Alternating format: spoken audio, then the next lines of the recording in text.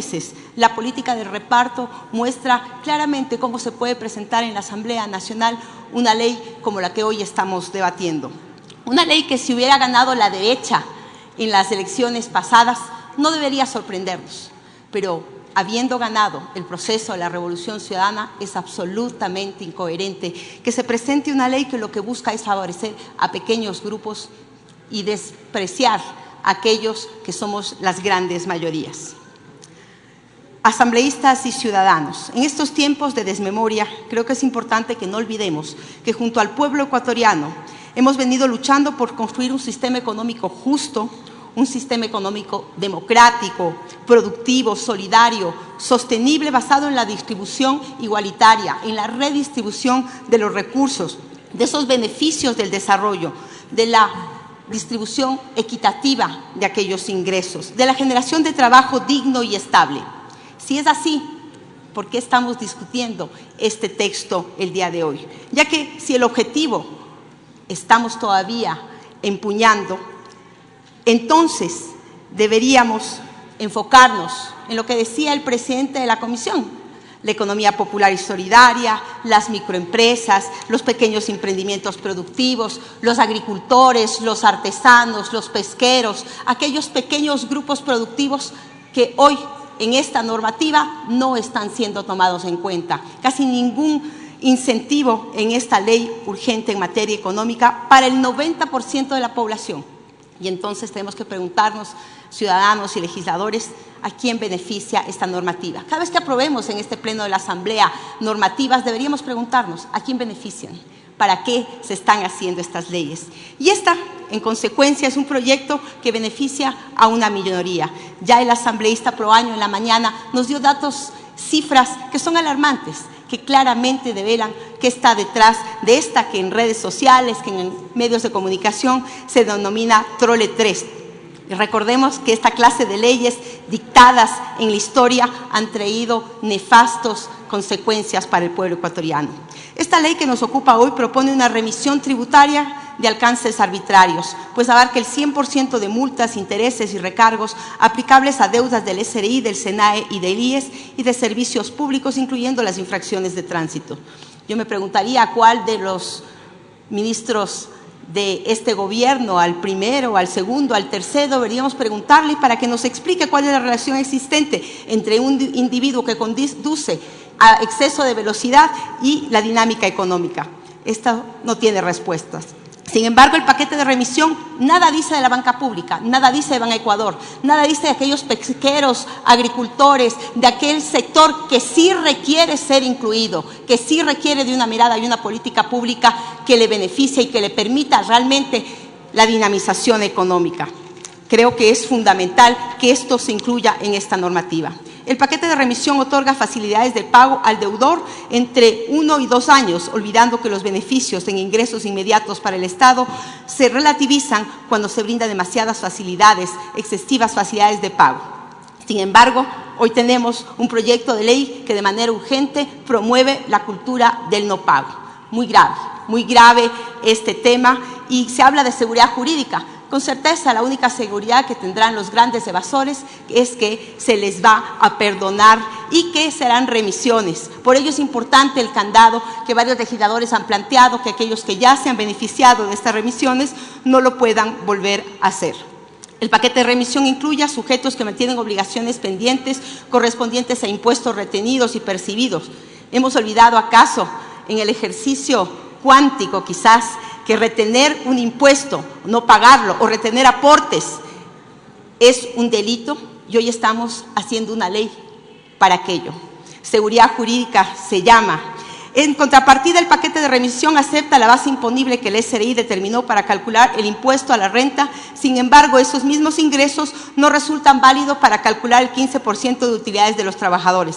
Olvidamos también que los derechos de los trabajadores son irrenunciables. Es sencillamente incoherente. Aquí debemos plantear que se debe cumplir la ley y la Constitución y debemos defender los derechos de los trabajadores. No puede una ley aprobada en esta Asamblea perjudicar a los trabajadores de nuestro país. Esta ley ofrece incentivos productivos en sectores priorizados, cuidado la aplicación de esta norma logre el efecto contrario. Recordemos que también ya el Código Orgánico de la Producción, Comercio e Inversiones tenía planteamientos similares y quizás lo que se logre es la centralización de las inversiones y no el objetivo que aparentemente estaría planteado. Para el sector industrial se pretende innovar con extensión de años en el impuesto a la renta, igual para las industrias básicas, y adicionar para los cantones de frontera. Estos temas ya fueron incluidos en el Código Orgánico de la Producción y me alerta que se vuelva a considerar sin tener datos, sin tener cifras, sin tener indicadores y sin saber realmente la evaluación y los resultados de estas aplicaciones en periodos anteriores y si realmente estos tendrán efectos positivos en la economía del país.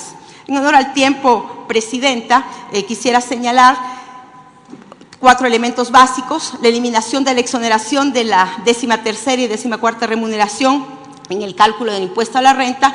Esta ley es para aquellos que más tienen. Se incluye dentro de las sedes la posibilidad de prestar servicios turísticos únicamente a los complejos hoteleros, es decir, se beneficiaría al gran capital, dejando de lado a los pequeños prestadores de servicios turísticos. Nada se dice del turismo comunitario, nada se dice de impulsar a aquellos pequeños hostales y emprendimientos turísticos.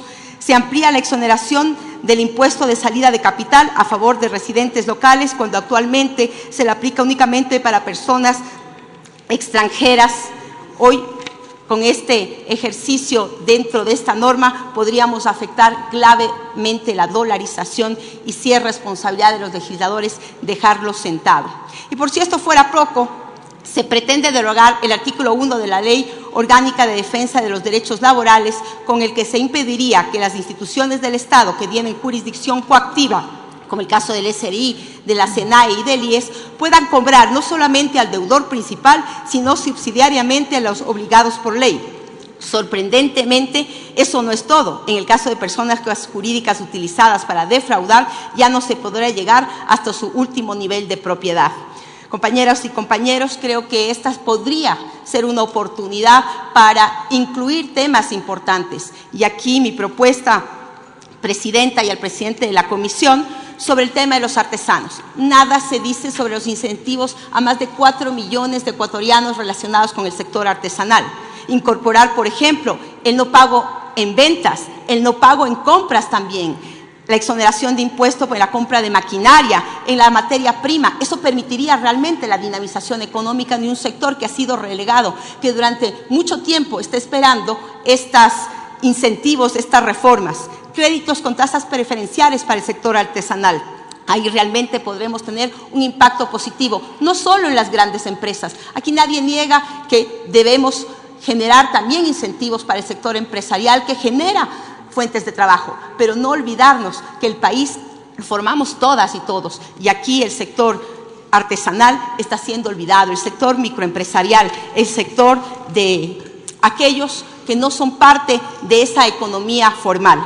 En atención a lo previsto al numeral 1 del artículo 3 de la Constitución de la República, que dispone que es deber primordial del Estado garantizar sin discriminación alguna el efectivo goce de los derechos establecidos en la Constitución y en los instrumentos internacionales, sugiero, señora Presidenta, se incluya en una disposición que señale que en ningún caso los beneficios previstos en esta ley afectarán, perjudicarán o disminuirán los derechos de los trabajadores y trabajadoras, ni los que correspondan a los afiliados, beneficiarios o pensionistas del Instituto Ecuatoriano de Seguridad Social. Creo que es importante, señora Presidenta, también señalar que he remitido a la Comisión varias observaciones. Hemos presentado una ley interpretativa a la ley económica urgente presentada de manera anterior por el Presidente de la República en función de realmente garantizar esa seguridad jurídica. No quiero terminar mi intervención sin señalar un tema de coyuntura, Presidenta. Existe un pedido de autoridad judicial competente que dispone que este órgano legislativo, el Pleno de la Asamblea Nacional, que es el espacio donde se debería tomar las decisiones, se pronuncie sobre el pedido de la jueza que en el término de 72 horas autorice sobre el juzgamiento al presidente Rafael Correa. Con todo respeto, este pronunciamiento debe ser acogido por este Pleno de la Asamblea Nacional. Caso contrario, esa presidencia podría caer en desacato. Gracias, Presidenta. Gracias, señora asambleísta. Tiene la palabra.